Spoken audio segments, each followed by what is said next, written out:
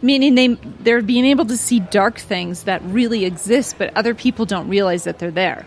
Okay, for instance, we always talk about this in other podcasts. We talk about negative energy and positive energy, right? You know when you walk into a room or a house, or you just come in contact with somebody and it just feels dark and icky, and you're like, right?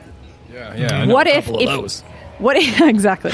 What if you were this person who couldn't really see them, but you could see them, meaning all you saw was this dark whatever it is, be the girl from the Ring, the spiders, whatever you see, because that's what's really coming off of them. Wouldn't that be crazy?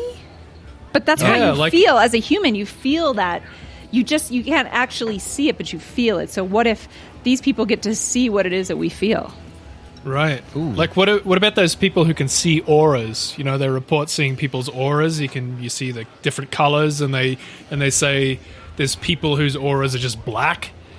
It's like a black scary shine around them, and they know that they're either, just bad people, or there's something bad going to happen to them soon, or something like that. You ever heard those stories? God, it's a great concept for a movie, though. It really is. Like someone losing their sight starts to see ghosts, and as the closer they get to being blind, the more and more and more they see, and the more there's more and more is unlocked. That's just like a creepy.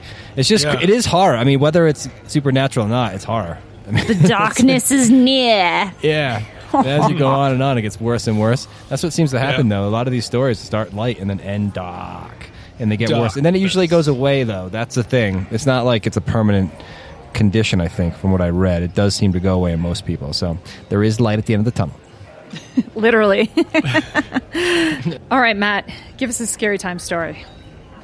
Scary time stories. Well, so I started looking at the subject, and obviously I fell down the rabbit hole of like Reddit and wherever else, where it was just these very kind of, although they were posting in like the real Reddit posts and stuff, it was all a whole lot of like creepypasta kind of no sleep stories that didn't seem that believable. Like people's shadows are following. Like we've heard shadow men stories and stuff, and I wanted something that was like I could sink my teeth into a little bit more. So I actually went real world, and I went looking up different psychoses and stuff that people deal with every day. Like imagine that, like the horrible stuff. Like people talk about like living in a haunted house and seeing crazy shit, but imagine living day in, day out where you just seeing like this Charles Bonnet syndrome. You're seeing this crazy shit every day.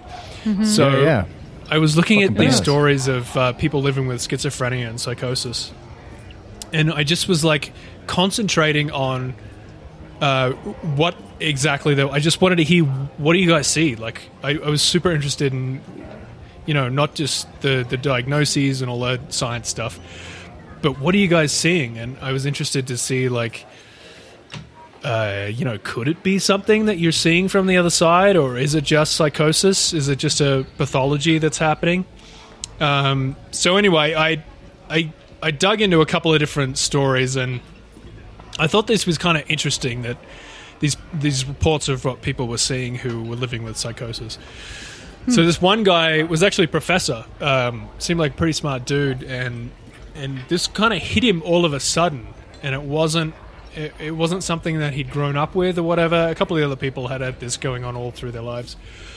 But this guy, it hit him all of a sudden. He was at, I think he said he was at a job interview, and he started seeing these small little rat-like creatures just coming out of the woodwork in the room, crawling up all over the place, and they started like talking to him and stuff, and like saying, "We're going to eat your insides," and like this horrible stuff. Oh, I was expecting that was going to be like a dancing tune. They were all going to be in sync, and they were going to have a show tune moment. Like some sort of Mickey Mouse cartoon. Be our guest. Be our guest.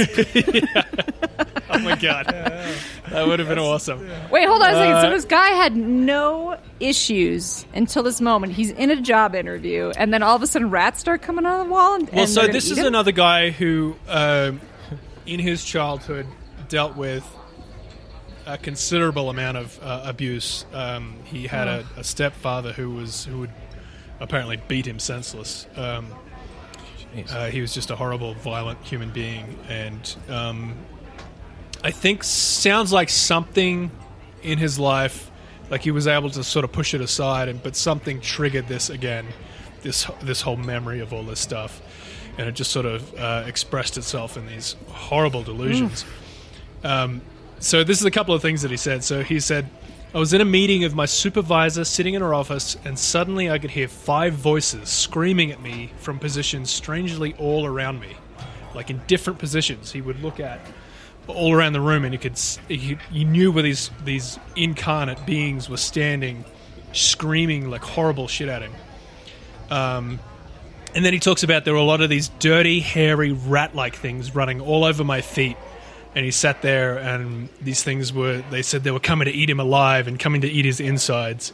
Oh, God. He said it was obviously like terrifying beyond belief. I feel like I've had an interview like this. Yeah. Maybe it was the anxiety that kind of triggered it. I don't know. The anxiety of like an interview with a supervisor or whatever. I don't know. Being Maybe. judged, and he's probably judged by the person who abused him. Yeah. Right. And he's not good enough, so all these voices were coming back saying you're not good enough. Right, yeah, so something sort of like sparked it in him. But yeah, so I guess during this time he was being interviewed by like a camera crew for some show. And he started telling the TV crew, oh, there's a rat on your knee, and it's running up and down these benches over here. And he's like, the camera crew started like feeling like these like, oh my God, I gotta get out of this room. This guy's kind of crazy. But but that's what after he started saying that, he said he could hear people's thoughts in his head.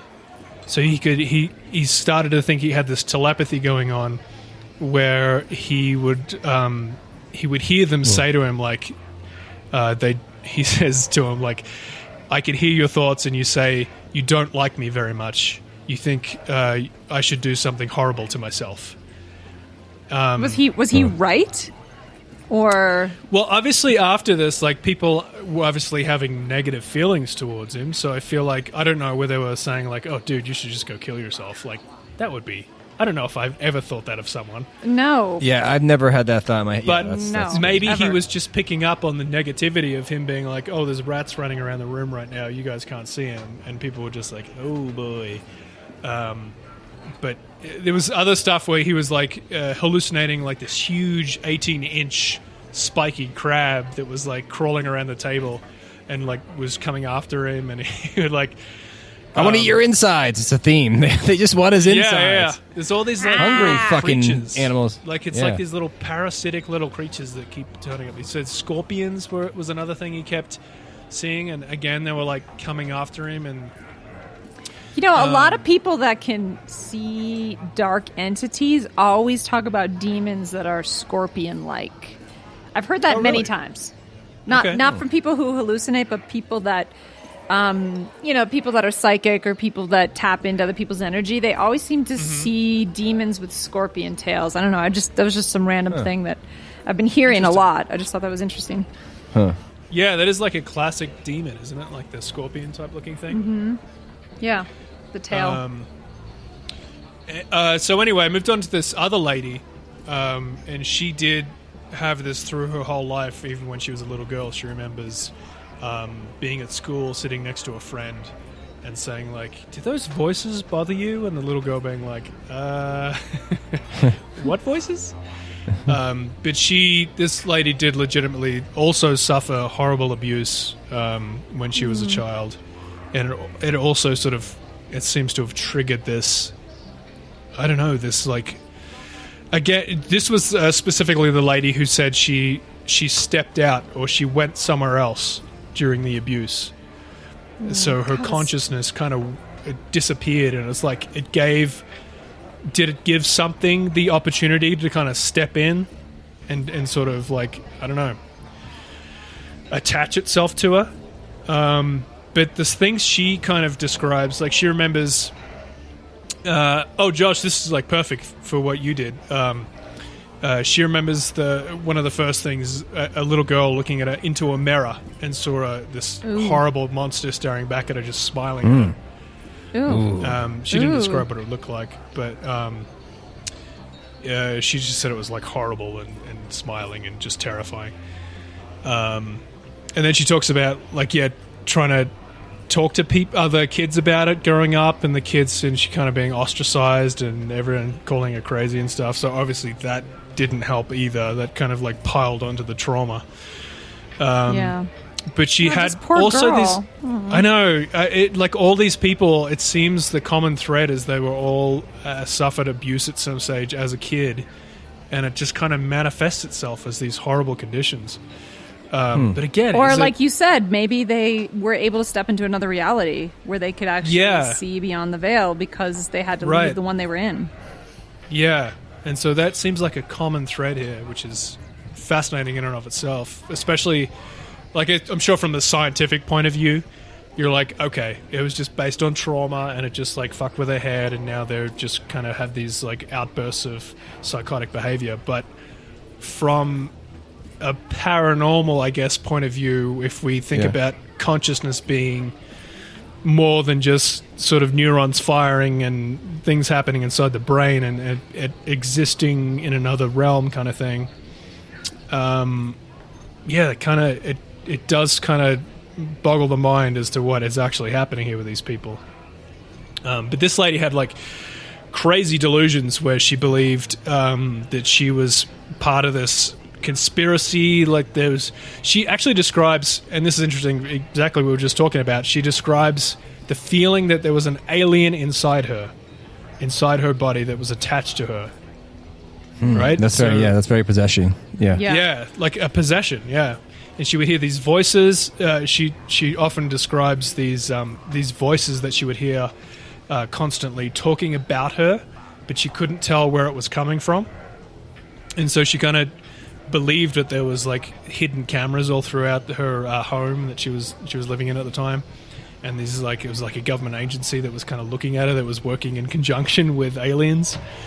And, okay. Wow. Yeah, I've heard this before. That's paranoid schizophrenia. Yeah. So did she have several people? You know, like some people explain this as there's several people living in one body. Is that kind of what happened? Yeah, a little bit DID. What is it? Dissociative disorder. I can't remember what it's called. It's called DID, but it's something dissociative disorder. Anyway, but she talks about this. It's very much like that, actually. She talks about like this little girl whose name was Elfie. And she said, sometimes I can tell that Elfie is upset because I feel a burning on my skin. And it was this like entity that was hanging around her, and she said it was like someone was searing my skin with a hot iron. And I knew it wasn't happening in real life, but it was happening to me. I don't think there was any physical manifestation of that by the sound of it. But she could just feel this like horrible, like it was like burning, and she knew that Elfie was either trying to warn her, like she was terrified of this little girl to begin with. She said she was like an 11-year-old little girl named Elfie, and she thought she was a monster to begin with. But then she realized that Elfie was trying to warn her about different other entities, beings that were trying to attack her. Ooh, that's very ghost movie. I love that. There's usually a scary ghost in the beginning, ends up being a friend trying to warn him of the other darker demons. Yeah. I like that. Yeah, right. But this happens to a lot of people that have gone down this road, right? They befriend like one of the beings that's with them, and then the rest of them they're like fighting off. This is like This is classic. Almost sometimes I've heard this with abduction stories too, like people that they have like abduction story. Not, I know we talk about abduction a lot in this podcast, but there's some people that talk about being abducted or having alien interactions, but then talking about other beings that are around them trying to save them from the aliens. I don't know. I've just heard that before too. Yeah, it's either they've created this character that's kind of a comfort to them and all this horrible shit's going on, which is another kind of schizophrenia type of thing, I guess. Or it's legitimately a being that's kind of taking pity and trying to help out with this person who's seeing all this stuff. But this Elfie character used to warn about this aggressive group of voices she called the No-Yets, which is really weird. And she... No-Yets. The No-Yets, yeah. And every time she would try and it's a describe new 80s this band. to... Yeah. It's like a... Yeah. I would have been into him for like 2 months, like one album, one hit song. Yeah. Like Def Leppard for me. It's like Ace of It's Base, but it's like the No-Yets. The No-Yets. Yeah. I love their album. Yeah, they're definitely I have all your albums.